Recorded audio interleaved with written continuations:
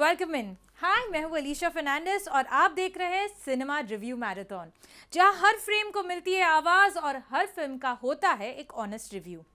आज का एपिसोड थोड़ा डिफरेंट है और डेफिनेटली मोर एक्साइटिंग है, क्योंकि आज हम सिर्फ फिल्म रिव्यूज़ नहीं करने वाले, आज हम सिनेमा को फील करने वाले हैं। कभी ऐसा होता है, आप OTT खोलते हो या थिएटर के ऑप्शंस देखते हो और कन्फ्यूजन स्टार्ट हो जाता है। क्या देखूँ, क्या वर्थ है, क्या सिर्फ हाइप है और क्या जेन्युइनली अच्छा है। और इसी कन्फ्यूजन को सॉल्व करने के लिए सिनेमा रिव्यू मैराथन आपके सामने है। आज के एपिसोड में हम एक्सप्लोर करेंगे 5 अलग अलग फिल्म्स और सिर्फ सरफेस लेवल पर ही नहीं, हम देखेंगे स्टोरी क्या कहना चाहती है, कैरेक्टर्स कितने रियल है, फिल्म का इमोशनल इम्पैक्ट क्या होता है और सबसे इम्पॉर्टेंट, क्या ये आपके टाइम डिजर्व करता है या नहीं। और ये सब होगा बिना किसी फिल्टर के, ऑनेस्ट, सिंपल और रिलेटेबल तरीके से। तो अगर आप एक कैजुअल व्यूअर हो या हार्डकोर सिनेमा लवर, ये एपिसोड आपके लिए है। सो सिट बैक, रिलैक्स और चलिए शुरू करते हैं सिनेमा रिव्यू मैराथन। आज की पहली फिल्म है तन्वी द ग्रेट। ये फिल्म एक ऑटिस्टिक यंग वुमेन की कहानी है, लेकिन मैं आपको पहले ही बता दूं, ये फिल्म लेबल के बारे में नहीं है, ये फिल्म आइडेंटिटी के बारे में है। तन्वी का सपना सिंपल है, अपने लेट फादर का ड्रीम पूरा करना, सियाचिन ग्लेशियर पर जाकर तिरंगे को सल्यूट करना। सुने में ये सिंपल लगता है, लेकिन जब आप कॉन्टेक्स्ट समझते हो तब रियलाइज होता है कि ये सिर्फ एक फिजिकल जर्नी नहीं, एक इमोशनल और सोशल बैटल है। सबसे पहले बात करते हैं कैरेक्टर की। तन्वी एक ऐसा कैरेक्टर है जो टिपिकल फिल्म कैरेक्टर से डिफरेंट है। वो लाउड नहीं है, वो ड्रामेटिक नहीं है, वो अपनी वर्ल्ड में रहती है, लेकिन उसकी क्लैरिटी बहुत स्ट्रांग है और यही क्लैरिटी उसकी स्ट्रेंथ बन जाती है। फिल्म का एक बहुत स्ट्रांग लेयर है सोसाइटी का पर्सपेक्टिव। हम अक्सर लोगों को उनकी एबिलिटीज से नहीं, उनके लेबल से जज करते हैं और ये फिल्म क्वाइटली ये पॉइंट रेस करती है बिना प्रीची हुए। परफॉर्मेंसेस की बात करें तो सिंसियरिटी सबसे बड़ा फैक्टर है। यहाँ एक्टिंग नहीं लगती, ये नेचुरल फील होती है। आप तन्वी के साथ लाफ नहीं करते, आप उसके साथ फील करते हो। डायरेक्शन काफ़ी सेंसिटिव है, डायरेक्टर ने सब्जेक्ट को एक्सप्लॉइट नहीं किया, रिस्पेक्ट के साथ ट्रीट किया है। लेकिन हाँ, फिल्म परफेक्ट नहीं है। सेकेंड हाफ थोड़ा स्लो हो जाता है, कुछ मोमेंट्स रेपिटेटिव फील होते हैं, एडिटिंग टाइटर होनी चाहिए और इम्पैक्टफुल हो सकती थी। Visuals, specially mountain sequences, symbolic है। हर क्लाइम एक इंटरनल स्ट्रगल जैसा लगता है और एंड तक आते आते आप रियलाइज फील करते हो ये जर्नी सिर्फ तन्वी की ही नहीं थी, ये ऑडियंस की भी थी। ये फिल्म आपसे एक सिंपल सवाल पूछता है, लिमिटेशन सच में होती है या हम उन्हें बना देते हैं? और ऑनेस्टली ये फिल्म आपको आंसर देने पर मजबूर करती है। ओवरऑल ये एक इमोशनल, इंस्पायरिंग और मीनिंगफुल फिल्म है। मैं इस फिल्म को देती हूँ 5 में से 3 स्टार्स।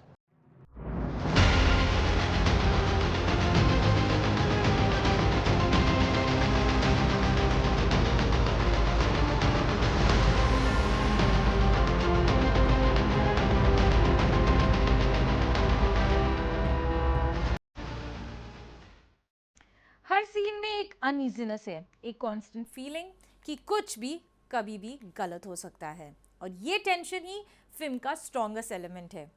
धुरंधर का एक बिगेस्ट स्ट्रेंथ है इसका टोन। ये फ्लैशी नहीं, ये लाउड नहीं, ये ग्राउंडेड है। ये आपको एंटरटेन करने के साथ साथ आपको अनईजी भी रखती है। सिनेमाटोग्राफी की बात करें तो फिल्म का विजुअल पैलेट काफ़ी डार्क और म्यूटेड है। शैडोज़ का यूज़ ज़्यादा है, लाइटिंग कंट्रोल्ड है और ये सब मिलकर एक क्लॉस्ट्रोफोबिक फील क्रिएट करती है।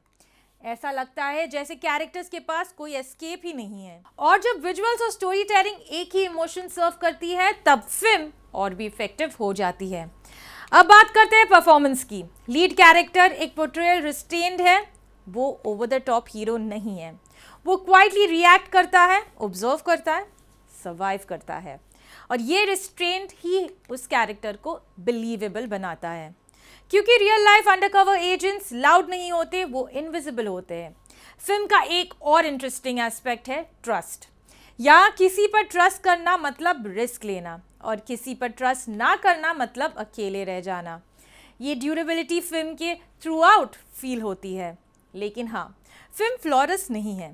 स्क्रीन प्ले कुछ जगह प्रिडिक्टेबल हो जाता है। अगर आपने काफ़ी थ्रिलर देख लिए हैं तो आप कुछ ट्विस्ट पहले ही गेस कर सकते हैं। मिड सेक्शन में पेसिंग भी थोड़ी डीप करता है। कुछ सीन स्ट्रेच लगते हैं जहां नैरेटिव्स को टाइटर रखा जा सकता था, लेकिन जब फिल्म अपने पीक पर आती है तब ये फिर से एंगेज कर लेती है और एंड तक आप एक चीज़ रियलाइज़ करते हो, ये फिल्म सिर्फ मिशन के बारे में नहीं थी, ये सर्वाइवल के बारे में थी, और सबसे इम्पॉर्टेंट ये आइडेंटिटी के बारे में थी। ये फिल्म आपसे एक ही पावरफुल सवाल पूछता है, अगर आप अपनी असली पहचान खो दो तो आप कौन हो? और ऑनेस्टली ये सवाल आपके साथ रह जाता है। ओवरऑल ये एक ग्रिटी, इंटेंस और एंगेजिंग थ्रिलर है। मैं धुरंधर को देती हूँ 5 में से 4 स्टार्स।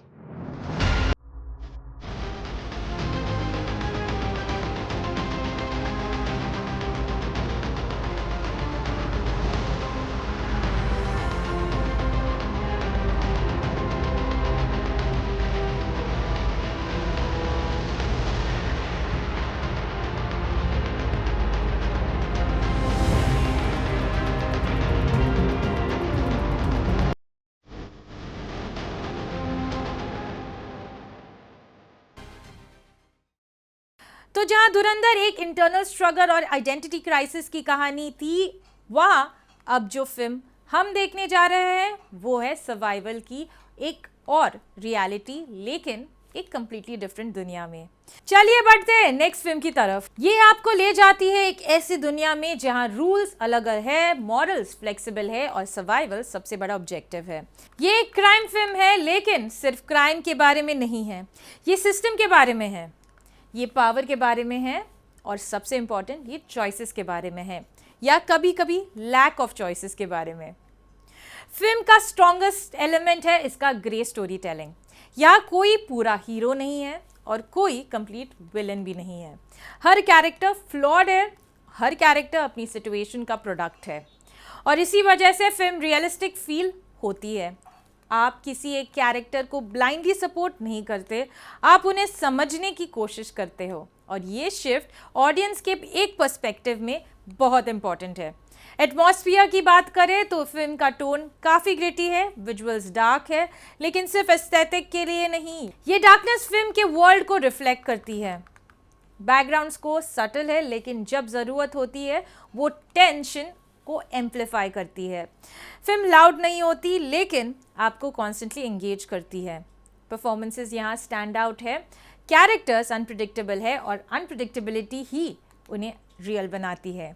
किसी मोमेंट पर आपको लगता है कि आप समझ गए हो कि कैरेक्टर क्या करेगा, नेक्स्ट मोमेंट वो आपको सरप्राइज कर देगा, और ये अनप्रिडिक्टेबिलिटी ही फिल्म का थ्रिल फैक्टर है। लेकिन जैसे हर फिल्म में होता है, यहाँ भी कुछ फ्लॉज है। सेकेंड हाफ थोड़ा स्ट्रेच फिल होता है, और कुछ प्लॉट पॉइंट्स रिपीट होते हैं, और कुछ ट्विस्ट प्रिडिक्टेबल हो जाते हैं। एडिटिंग टाइटर होती तो फिल्म का इम्पैक्ट और स्ट्रॉन्ग होता, लेकिन डिस्पाइट दीज फ्लॉज फिल्म अपनी ग्रिप मेंटेन करती रहती है। आप डिसएंगेज नहीं होते, आप एंड तक इन्वेस्टेड रहते हो, और एंड तक आप एक चीज़ समझ जाते हो, इस दुनिया में राइट या रॉन्ग उतना इम्पॉर्टेंट नहीं है, कॉन्सिक्वेंसेस इम्पॉर्टेंट है। ये फिल्म कहती है क्राइम दुनिया में लोग बुरे नहीं होते, सिचुएशंस उन्हें बना देती है, और ये लाइन ही फिल्म का एसेंस है। ओवरऑल एक डार्क, एंगेजिंग और रियलिस्टिक क्राइम ड्रामा। मैं इसे देती हूँ 5 में से 3 स्टार्स।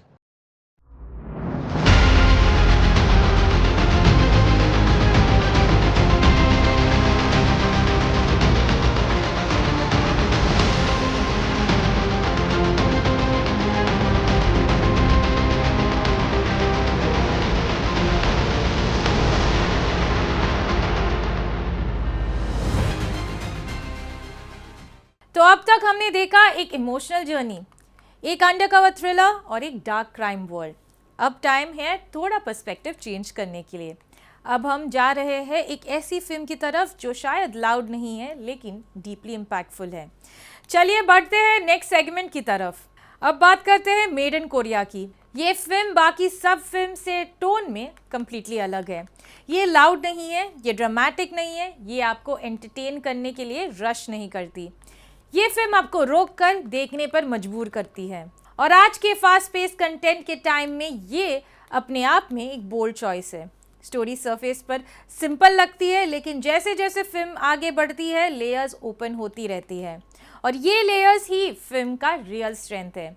ये फिल्म आइडेंटिटी के बारे में है, ये एम्बिशन के बारे में है, और सबसे इम्पॉर्टेंट ये सोसाइटल प्रेशर के बारे में है। हम सब एक सर्टेन एक्सपेक्टेशन के साथ ग्रो करते हैं, फैमिली की एक्सपेक्टेशन, सोसाइटी की एक्सपेक्टेशन, और कभी कभी अपनी खुद की एक्सपेक्टेशंस। और इस प्रेशर के बीच हम कहीं ना कहीं अपनी ओरिजिनल आइडेंटिटी लूज़ कर देते हैं। फिल्म इसी इंटरनल कॉन्फ्लिक्ट को एक्सप्लोर करती है। या एक्सटर्नल ड्रामा कम है, इंटरनल ड्रामा ज़्यादा है। कैरेक्टर्स लाउड रिएक्शंस नहीं देते, वो इंटरनली स्ट्रगल करते हैं, और ऑडियंस उन स्ट्रगल्स को फील करती है। परफॉर्मेंसेस एक्सट्रीमली नेचुरल है, ऐसा लगता है कि जैसे आप एक्टर्स को नहीं, रियल लोगों को देख रहे हो।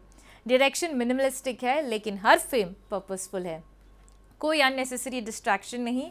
सिनेमाटोग्राफी सिंपल है, लेकिन इमोशनली इफेक्टिव है। और सबसे इंटरेस्टिंग चीज़, फिल्म साइलेंस का यूज़ करती है। कभी कभी डायलॉग से ज़्यादा पावरफुल होता है साइलेंस, और ये फिल्म उस साइलेंस को परफेक्टली यूज़ करती है। लेकिन हाँ, ये फिल्म हर किसी के लिए नहीं है। पेस स्लो है, ये फास्ट एंटरटेनमेंट नहीं है, ये पेशेंस डिमांड करती है। अगर आप क्विक पे ऑफ चाहते हो, ये फिल्म शायद आपको स्लो लगे, लेकिन अगर आप इन्वेस्ट करते हो तो ये फिल्म आपको डीपली रिवॉर्ड करती है। ये फिल्म आपसे एक सवाल पूछती है, हम जो बन रहे हैं, क्या वो हम खुद बनना चाहते हैं या हमें बनाया जा रहा है? और ऑनेस्टली ये क्वेश्चन आपके साथ काफ़ी देर तक रहता है। ओवरऑल एक थॉटफुल, लेयर्ड और मीनिंगफुल फिल्म। मैं इसे देती हूँ 5 में से 3 स्टार्स।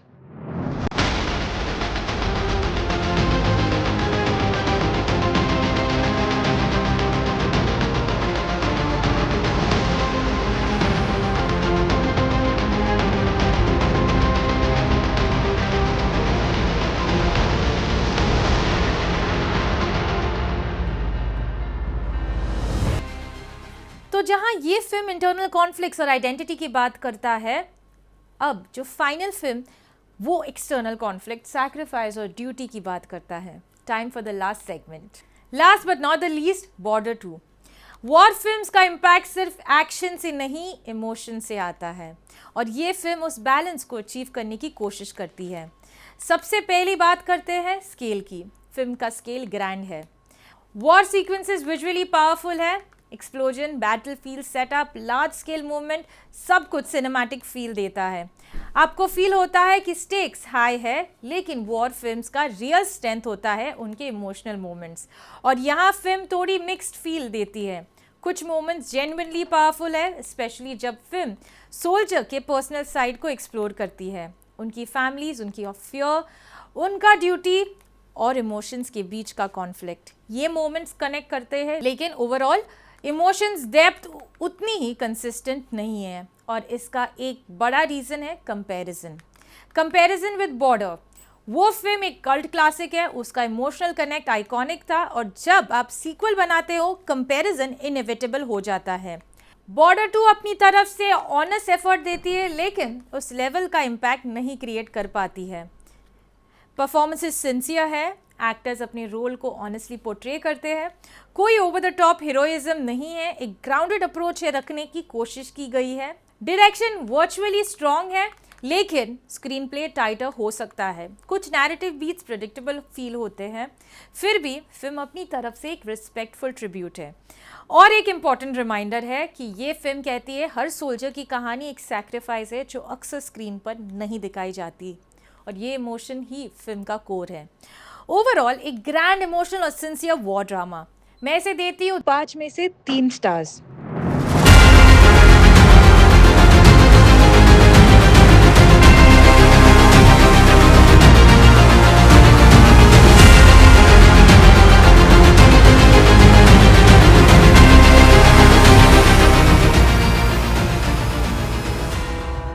तो ये था आज का सिनेमा रिव्यू मैराथन एक लॉन्ग डिटेल और इमर्सिव सिनेमैटिक जर्नी। 5 फिल्म, 5 अलग एक्सपीरियंसेस। एक फिल्म ने हमें सिखाया लिमिटेशन सिर्फ परसेप्शन होती है। एक फिल्म ने दिखाया आइडेंटिटी लूज करना सबसे बड़ा रिस्क है। एक फिल्म ने समझाया ग्रे दुनिया में राइट और रॉन्ग ब्लर हो जाता है। एक फिल्म ने पूछा हम वैसे क्यों बन रहे हैं जैसे सोसाइटी चाहती है। और एक फिल्म ने याद दिलाया सैक्रिफाइस का मतलब क्या होता है। और अगर ओवरऑल देखें तो मेड इन कोरिया थोड़ा सा अलग निकला, जिसे हमने दिया है 10 में से 8। बाकी के सब फिल्म 10 में से 7 के साथ एक सॉलिड सिनेमैटिक मिक्स डिलीवर करती है। लेकिन end of the day cinematic subjective है। जो मुझे फील होता है ज़रूरी नहीं आपको भी फील हो। और इसीलिए मैं आपसे ये ज़रूर पूछना चाहती हूँ, आपका फेवरेट कौन सा है? कौन सी फिल्म ने आपको सबसे ज़्यादा इम्पैक्ट किया है? कमेंट कर ज़रूर बताइए। अगर आपको ये एपिसोड पसंद आया तो लाइक करें, शेयर करें और सब्सक्राइब करें, क्योंकि यहाँ मिलते हैं आपको रियल रिव्यूज़ बिना हाइप के। मैं हूँ अलीशा फर्नांडिस और आप देख रहे हैं सिनेमा रिव्यू मैराथन, जहाँ हर फ्रेम को मिलती है आवाज़। मिलते हैं नेक्स्ट एपिसोड में, तब तक कीप वॉचिंग।